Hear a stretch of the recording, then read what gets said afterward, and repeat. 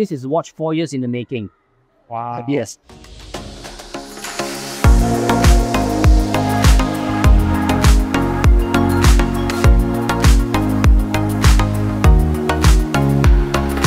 The design philosophy is up here. However, we are trying to maintain the price at this level.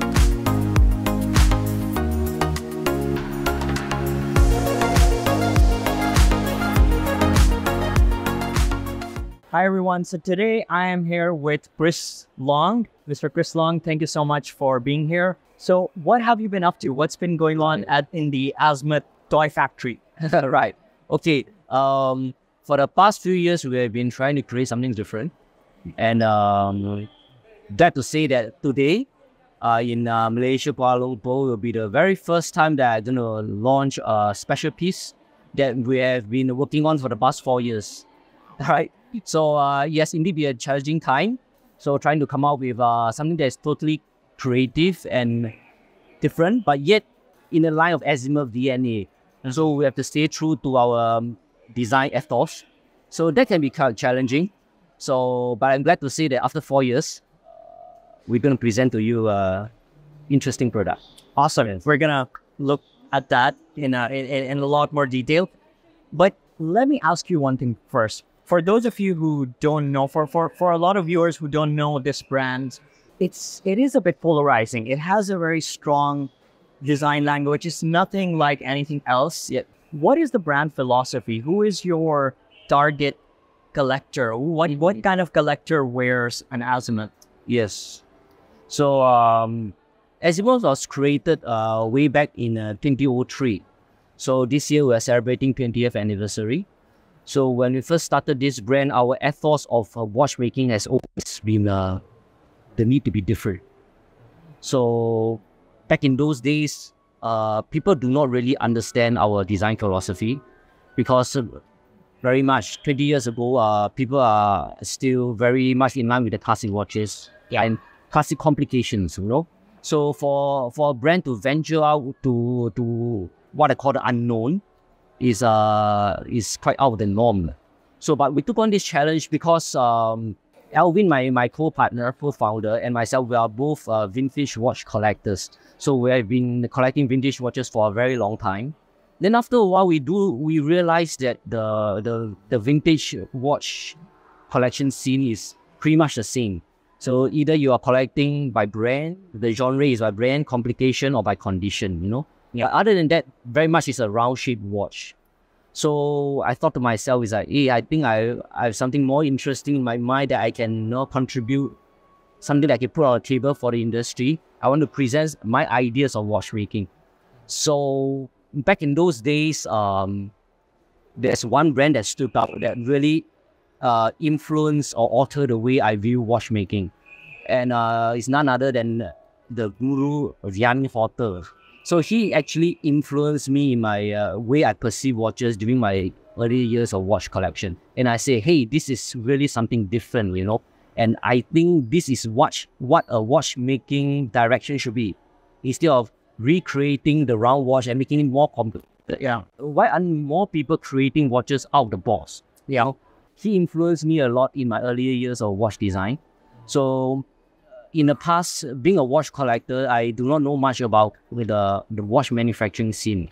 But however, because my passion had driven me very far as you know, visiting the Swiss factory, getting to know people in Switzerland, and I began to scribble watch design that is not the norm. You know, I still remember I have pages of this watch design that now that I look back, a lot of them are actually not constructible, but it was a good experiment to think out of the box. So yeah, that's how I started to create a company that create watches, view timekeeping differently. Yeah, that's always been our ethos of what. I mean, even when you look at the more traditional watches like the Back in Time, it's relatively smaller and it looks like an ordinary watch. Yes, exactly. But then it's still a talking piece because of the way that you tell the time, because why not? I mean, that's the philosophy that when I look at Azimuth watches, it's always about why not? Why not a robot? Why not a Back in Time? I think a watch that tells time back. Interesting you brought the topic of Back in Time because Back in Time was indeed a challenge very true to ourselves. Is like our challenge to ourselves is how do we create a deceptively simple looking watch, but yet has the DNA of the Azimuth. Yeah, so that is the biggest challenge that we throw to ourselves, because for us it's easy to create a watch that is not round, you know. Yeah. You know, to go crazy. Yeah, is for us it's easy, but how do you contain the craziness in a round case? That was a challenge that we threw to ourselves, and we pose this question: is like why do people have to read time in a clockwise manner? Who told you that time has to be read off in a clockwise manner? So why can't it be anti-clockwise? I mean, you just broke the 300-year-old tradition of how It's like, why used to reading it time. Yes, why? Because if you were to read a little bit deeper, the Earth actually rotates in an anti-clockwise manner. You know, so we create a mechanism that supports our thinking of how things should be, and the challenge is really not so much I want to be anti-clockwise, but how do we create a mechanical movement that goes anti-clockwise? So because I'm a mechanical engineer by training, so I have some ideas on how to make it work. So I went to a drawing board, I discussed with my engineers, and there we go, we created an anti-clockwise watch. We created a watch back in 2011, and I'm proud to say we are the first company to create a mechanical single hand watch that goes anti-clockwise. Yeah. There's a lot to see there, and like I said, it's every Azimuth piece. I feel like it's a docking piece. It's that one piece in every collection that is like, wow, there's something special going on there. Let's talk about the new watch. Yes, this is what we call Mr. Roboto Sapphire. So Mr. Roboto was conceived back in 2007. So inspired very much by the teen robots, my childhood toys. So a lot of people look around Azimuth watches. We call ourselves a toy watchmaker. That means not so serious. However, it's behind the craziness, there's some technical ideas behind our craziness. So we want to have a little bit of a playful approach towards watchmaking as well. So 27, we created the iconic Mr. Roboto, which I'm happy to see that even today people are still looking for a Roboto. So it's iconic. So to celebrate our 20th anniversary this year, we decided to create a Mr. Roboto Sapphire. The CNC cut out entirely from a piece of sapphire crystal. And the highlight of this watch is the dial itself. The dial is cut out from a Damascus steel. So why Damascus steel? Is because every piece is different. Every piece has a unique pattern. The motif of the Damascus is natural. So we thought it was quite cool. So we decided to make it into the watch dial of Mr. Sapphire Roboto. And so this is a 20-piece limited edition, and it's also locked. So how difficult it is to create the case? Because I feel like biggest challenges would be the case construction, the case architecture. Exactly. I think you're right to say the case is the most difficult part in the whole equation. Reason being, it has to be CNC cut. And it's not a round case. So this case itself is made up of 11 separate components, so different parts, you know, and every piece has to be polished. So the challenge is really to polish it to the curvature you want, to the shine that you want, and of course to make it water resistant as well is one of the big challenge. So it's because of the nature of the sapphire crystal, we have to alter the thickness a little bit, you know, to ensure that there's sufficient strength for the watch. And so these are some of the technical challenges that we face.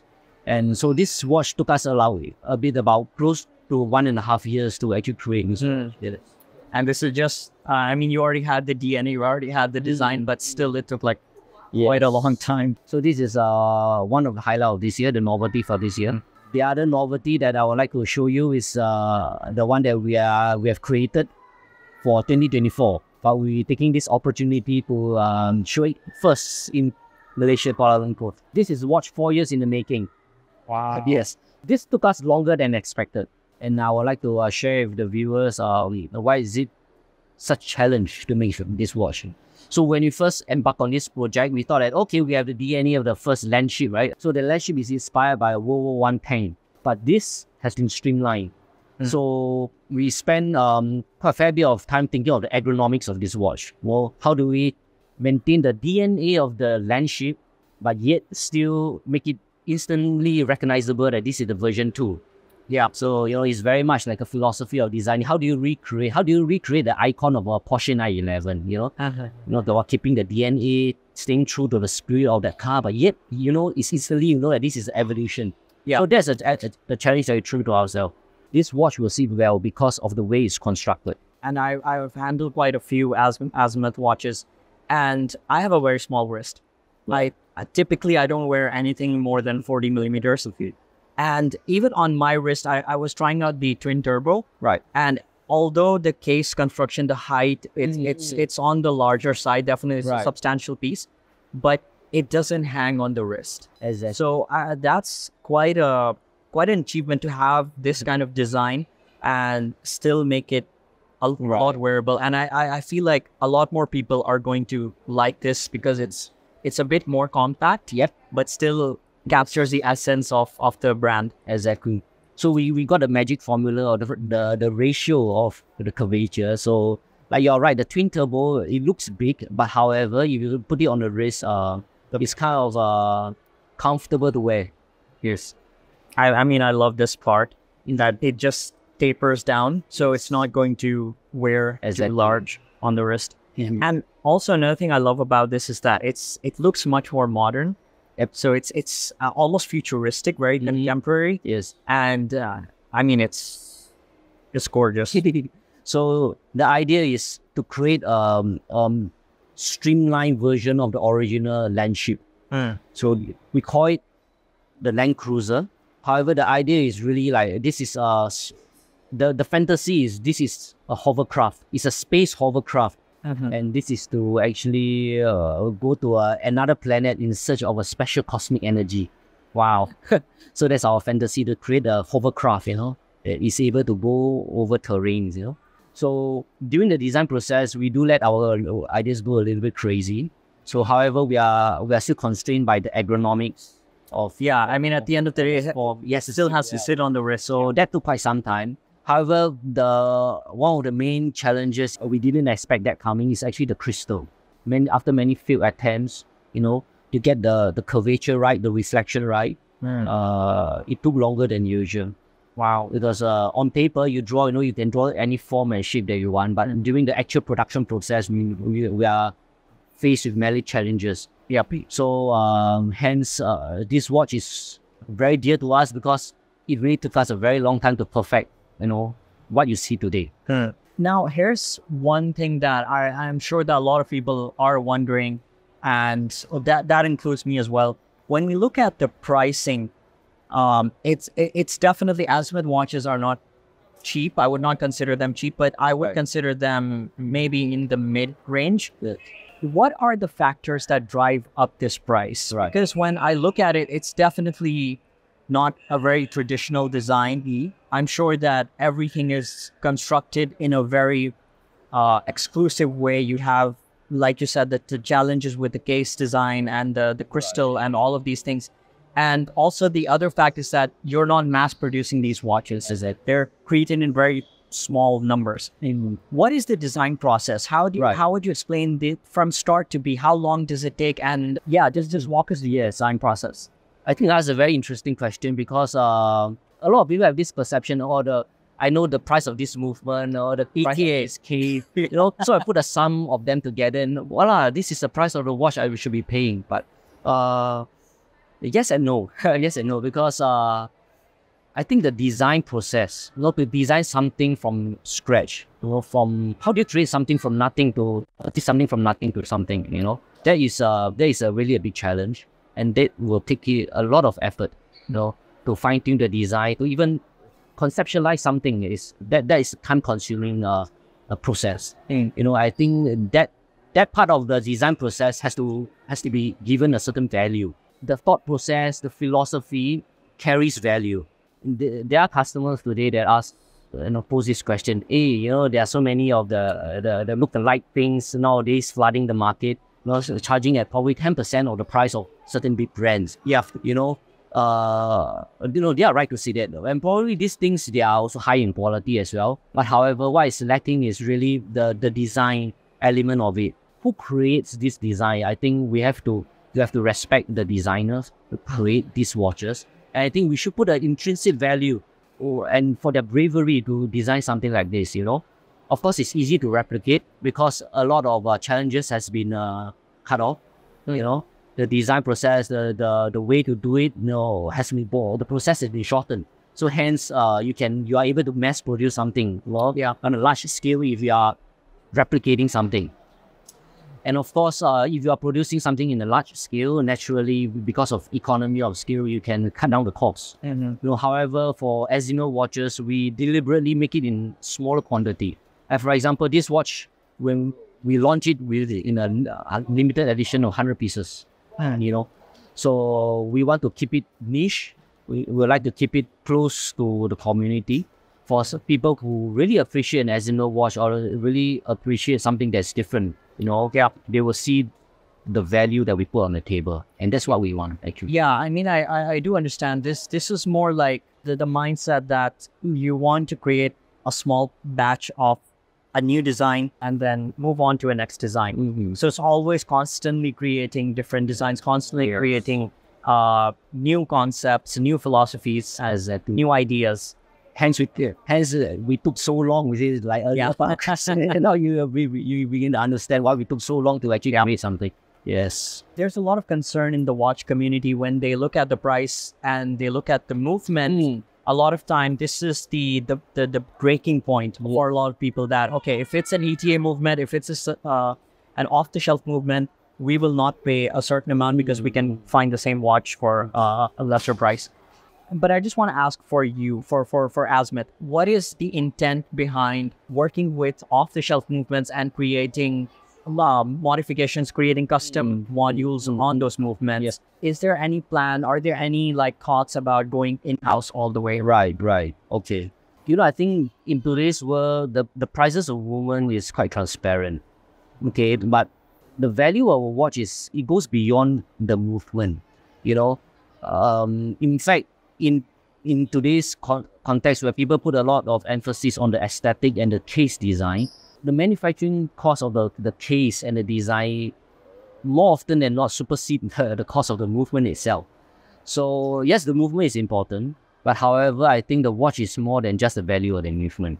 So our strength lies in developing modules to create the complications that we desire. So I think the most logical way to approach this way of watchmaking is to determine which movement is the most stable, that provides the best quality, the most fast-free movement. Okay, and we will create modules on top of it. So that's been our strength. That will reduce the cost of production as opposed to creating an in-house movement. Yeah. The idea of creating an in-house movement is sexy. However, during the initial years of your movement creation, you'll be faced with tremendous amount of problem. Yeah. Our idea is not to recreate the wheel, reinvent the wheel. Why do you need to reinvent the wheel when companies like ETA has been around for a long time and they produce the world best movement? That's undisputed. Yeah. Okay, ETA has the best movement. Yes, in optimized over the years, and they are the most efficient. We tend to use ETA movement, so that will help us to manage the cost. And if you look at Azimuth watches, you are right to say we are not the cheapest in the market. But however, what we are offering, the design, philosophy is up here. However, we are trying to maintain the price at this level. So our idea of watchmaking is to create a watch that is probably within 6,000 Swiss francs, to 8,000 Swiss francs. At this price range, while providing consumers something that's authentic, something that is interesting, within this price bracket. So this is a challenge that we give ourselves. Yes, and I think this is a very important thing to understand for a lot of people, like you said, about the case construction, because one thing is the case construction. The second thing is the complications. I mean, the complications are amazing, and especially non-mass produced. These are very much, you guys are designing these in-house. You're working with specialist manufacturers to create these at a very small scale, and all of these things, I think, considering what you are getting and the quality is impeccable, I think this is value for money, definitely. Because if you were to have an in-house movement, Right. one thing is that the price would skyrocket, as you said. This would go in instead of $5,000-6,000, this would go 20,000, 30,000, exactly. and you're still getting the same complication. In a way, exactly, yes. So it's not really affecting the complications that you are trying to create. It's more on the performance. And this is the thing that I do understand, that when you have certain movements in watches that traditional movements cannot apply. For example, you have crazy complications like Grubel 4C. You have this case architecture where the movement itself is the complication. Instead of having satellite hands, satellite hours, instead of having, reverse retrograde minute hands. So in those cases, in-house does make sense. Yep. But otherwise, this is marketing. It's at this point, it's just about marketing that for this price we are offering Yes. an in-house movement, which is still at the end of the day based on an existing movement. There's no real innovation happening in most cases, I would say. Right. We can make in-house. However, that will go beyond the price point that we want to work around with. It's like you mentioned a few brands, so they create interesting complications, from ground up. That's a challenge, of course. But however, if you can commission enough money for the watchmakers, and you charge at a certain price, there's a lot of things that you can do, Yeah. So, and of course, the consumers, end of the day, you pay for what you are getting. So I think we have to be conscious of that. I mean, in-house do come with the higher price tag. Definitely. So it really depends on the consumers, the collectors. Is that what do you want? If you want something that's interesting aesthetically with a good complication at a certain price point, this is the offering. If you want totally in-house, good finishing, then that is the price that you have to pay. So it's really Give and take. give and take. Depends on your decision. Let's talk about the future. What is the future of Azimuth like? Where are you trying to go from here on? I think our strength is really to create avant-garde design watches. It doesn't thrill me anymore to design a three-hand watch. Even though once in a while, I get a little bit of cute out of it. But by and large, the ethos of Azimuth watchmaking has always been to think out of the box. To create not a me-too product. Our passion is to create semi-complication, to find alternative ways of time telling. So we'll continue to embark on this project. And I hope that our passion can carry us, as far as we would like to bring ourselves ahead. Yes. Yeah. Thank you so much, Chris. Thank you so much for your time.